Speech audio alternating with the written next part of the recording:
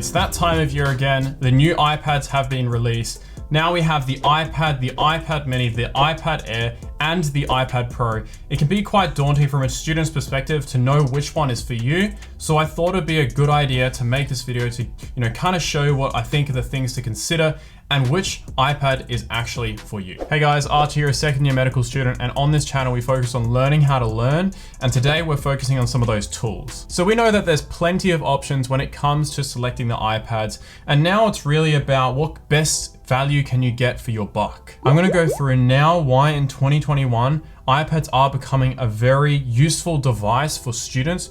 Not necessary, but very useful. I'm gonna go through what's different and new between each of these iPads, some of the accessories that are really useful to get the most out of it, and then which one is really for you. All right, so besides the fact that iPads now are extremely popular, you see basically every medical student with them, there is a good reason for it. They are very convenient devices to, instead of having, huge amounts of textbooks, big piles of notes, you can just have it all on a very thin device that you can write on and store all that information there. The portability and smaller size of some of these iPads is really great as well, because you can take them around in your backpack without having to lug around a heavy laptop. But that isn't to say that some of the iPads, including the iPad Air with some of the accessories, is not going to get heavy. In fact, it can actually get pretty heavy and pretty big as well if you're looking at the biggest size when you're looking at an iPad Pro, for example. Now, one of the things I love just about having a digital device is that you can search around and find things really, really quickly. You don't have to go through your whole binder of notes. It's just not needed. Another thing as well, I think this is more of an Apple thing, having a lot of screen gestures, like they've added a lot of that now in iPad OS to increase your ability to multitask on some of these devices. You can actually do quite a bit on the iPad mini, but with this smaller screen size, this is usually just a device to take down some quick notes while on the go. Another big thing is the note-taking experience, especially when you're looking at things like the iPad Air with the new Apple Pencil. And the reason is because, this really does feel like you're writing down properly. The response time between the Apple Pencil and the screen isn't very noticeable like it was a few years ago. And that just makes the transition a lot easier. The note experience now on the iPads does lend itself quite well to handwriting, but if you are someone who likes to type notes every now and then, you can still do that, but you're gonna have to buy an accessory to make it worthwhile. Typing on the keyboard on the screen is always just gonna be a very different experience. It's not tactile. It's not gonna be as nice as, writing on a proper keyboard. And of course, I love with each of these iPads, creating some mind maps as well. Now with these two iPads, they are very versatile devices, especially with some of the improvements that we've seen with the CPUs inside of them. They are extremely powerful now. And in some cases, if you're looking at the iPad Pro, that's overkill for what you might want to be doing on an iPad. So if you want to play games on it, yes, you can. If you want to watch YouTube on it, yes, you can. But for me and how I use an iPad, I actually have it on Do Not Disturb all the time, so I can make sure that this device is just used for study.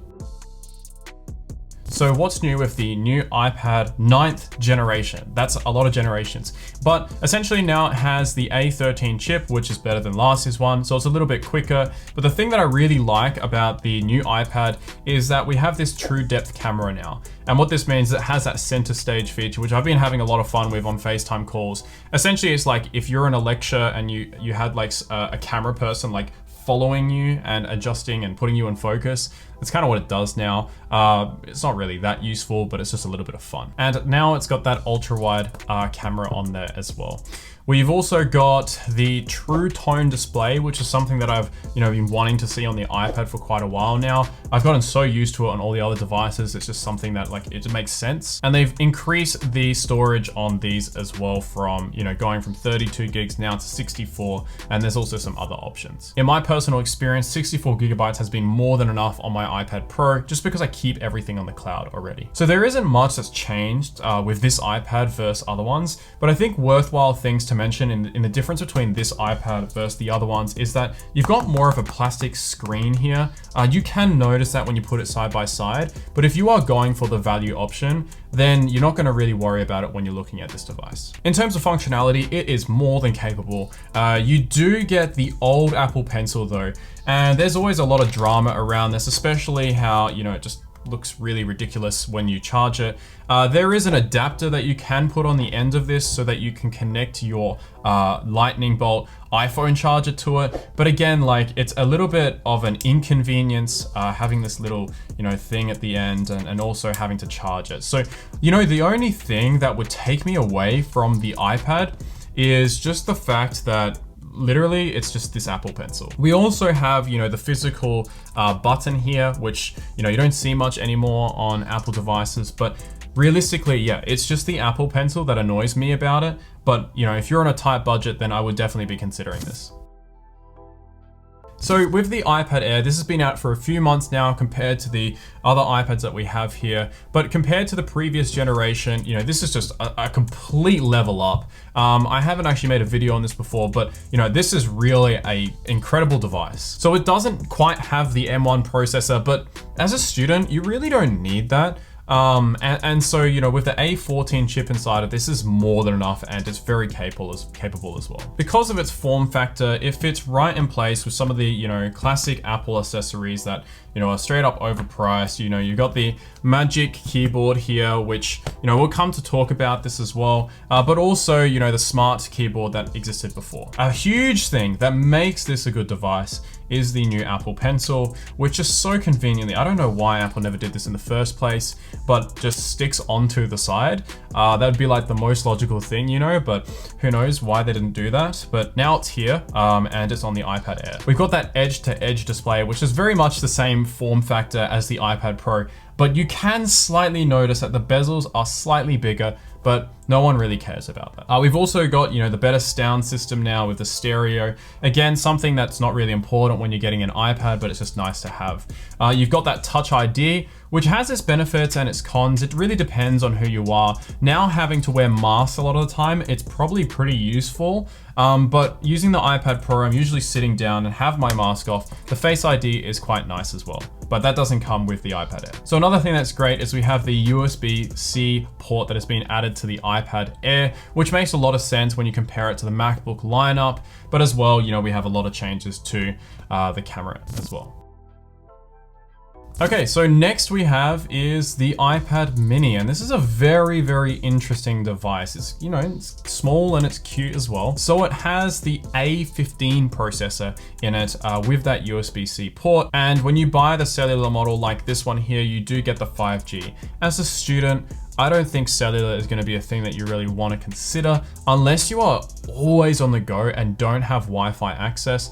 I find that if I really need to go on my iPad, I'm just going to personal hotspot my phone to the iPad and then get my service through that way. So another great thing is that the iPad mini is compatible with the second generation Apple Pencil, which means that this actually fits quite well because the point of the iPad mini, at least in what I can see, is that it's about that portability, taking quick notes whenever you want to. And you can do that just by whipping it out, out of your jacket, anything like that, tapping on the screen, and then being able to write those notes immediately. So if you're a productivity guru, then yeah, this was a pretty good way of a quick capture device if you want to be able to write that down. Some interesting things include that, this iPad is actually lighter and smaller than the previous edition, but has that bigger screen. And because of how you're going to be holding the iPad a lot of the time, the volume buttons have actually been moved to the top here. And you kind of have the same form factor as that iPad Air with having that Touch ID button at the top. The bezels are pretty small, and that's what you want with a smaller device. You want to have as much screen space as possible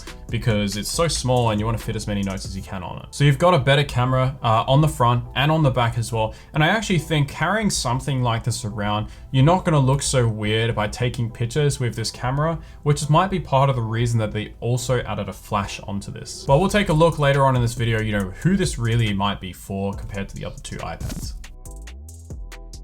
When it comes to deciding on an iPad, the accessory that is an absolute must is getting the Apple Pencil.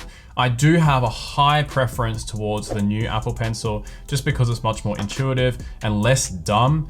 But there are other styluses out there as well. But when this connects so well with that Apple ecosystem, then I think it's really worth it. One of the great things about this one in particular is because we have this straight edge, we're able to double tap and swap between the function of the tip, whether that be using the pen function or the eraser. I remember when I was quite distasteful to the iPads, I had the iPad Generation 2. There was no Apple's pencils back then, so using a stylus was extremely poor experience, to be honest. But now, you know, having these pencils, this is the reason why an iPad is worth it. So in terms of keyboards, you know, the most expensive one, the floating iPad, the Magic Keyboard, you can get that, and that works with the iPad Air, but also the iPad Pros. And this is a great experience. It feels like a laptop, but it is just extremely expensive. Even though this comes with a trackpad, I actually enjoy the experience of my current iPad Pro more with the Smart Keyboard Folio. A lot of people don't like this keyboard. I actually think it's not that bad. But the factor that you can just go from, you know, protecting your device a little bit more all the way to, you know, having a writing device to a typing device, you know, that flexibility, quite literally, is really something that I find really good with this accessory. I just find that, like, if you're having to take out the iPad Air and put it down and then, you know, do all this sort of stuff to get it into typing mode, it's a lot of work.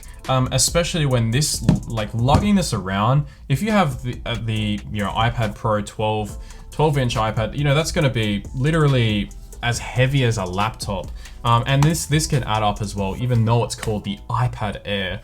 This accessory is really heavy. Now, for previous iPads that I've had, you know, Logitech and all of the other third-party keyboards out there are really, really quite good. I think one of the things that you want to look into, though, is if you have the smart pin connector, if you're looking at the iPad Air, just because it means that the keyboard can always stay charged, which is something that was really great as I've, you know, seen all the iPads evolve. Now, the smart connector pin only happens on the iPad Air. We don't actually get that with the iPad Mini or the normal iPad. There are keyboards that work for the normal iPad that are still pretty good, but I think if you're really looking at the iPad Mini, you know, a keyboard's not going to really work for this. You're just going to kind of, you know, tap away at it like a normal phone, essentially. But yeah, there are options that work, and with Apple devices being pretty pricey, you might want to consider that, because, you know, while the iPad might be quite feasible, when you add on all these accessories, it gets pretty expensive. Now, when it comes to screen protectors, the one that I've actually had a pretty good experience with is the Paperlike.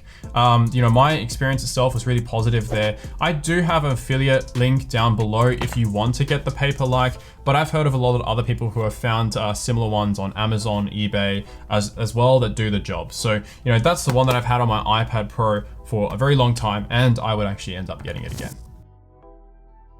So which iPad is for you? Is it going to be Wi-Fi or cellular? From a student's perspective, I just don't see the cellular being an option for many people unless you have cash to burn, right, every month using a cellular plan, but also you're just never going to be in a Wi-Fi scenario. Maybe that actually may be the case if you're looking at the iPad Mini. This has a use case for medical students and doctors on the ward who want to fit this in a pocket somewhere so that they can whip it out all of the time. So you might actually want the cellular version of this. When it comes to the normal iPad or the iPad Air, I don't really think it's going to be the case unless you're doing a lot of business travel, but again, we're talking about students. So if we're looking at the budget iPads here, yes, the one with the more plastic screen instead of glass is going to be the normal iPad. This is a great device. The only caveat that I have with it is that you get the old Apple Pencil, but other than that, it's really, really, really good. So the price for this is 499 Australian dollars, and actually the 64 gigabytes is enough if you're just using it for notes. If you hope to put Netflix and stuff in that, and you might want to consider the upgrade to increase, you know, how long this is going to last for you in the years to come. What would I say is the best overall? This is pretty expected. The iPad Air, you know, it is basically just the iPad Pro with Touch ID. So, you know, I think that this is just going to be great if you have the cash for it, but it is more expensive. And I don't think that, you know, if you're going to get this, really, you're going to have this for a long time. You're not going to feel the need to upgrade. So, you know, if you have the cash to put up front, well, then the iPad Air is just amazing. The iPad Air is actually big enough. You don't actually need the iPad Pro with the full A4 size screen. What I do a lot of the time is I just put the screen landscape, and that's actually more than enough for me. By putting it landscape, it actually works quite well because the width of this iPad is essentially the same as an A4 piece of paper, the same experience if you were using the iPad Pro 12.9 inch in its vertical mode. The only difference here is that I have to scroll down, but really that's not much of an issue, and I actually quite like having it smaller like this. For students, even comparing this with the iPad Pro, I'm always going to mention and recommend the iPad Air over the Pro. The only reason that I have the iPad Pro is because the iPad Air wasn't out with all of these updates yet. So really, where does the iPad mini fit? Well, if you're a student who really prioritizes portability and taking quick notes wherever you are, if you're walking down the street or something like that, then maybe it might be for you. But for a lot of the students, which is pretty much everyone who studies at a desk with notebooks, textbooks, laptops, and now an iPad, well, just working off this for hours at end is going to be just really small. So unless you are someone who is extremely out and about all the time and need that portability, then I don't think the iPad mini is going to be for you. I would be recommending the iPad Air, especially if you can afford the mini, because the mini is a lot more expensive than the basic iPad. If you want me to compare the iPad with the MacBook or how I use the iPad as a student, just let me know in the comments below. And if you enjoyed this video, make sure to check out my videos on the new MacBooks that have come out and their unboxings. All right, thanks guys, and I'll catch you in the next one. Bye-bye.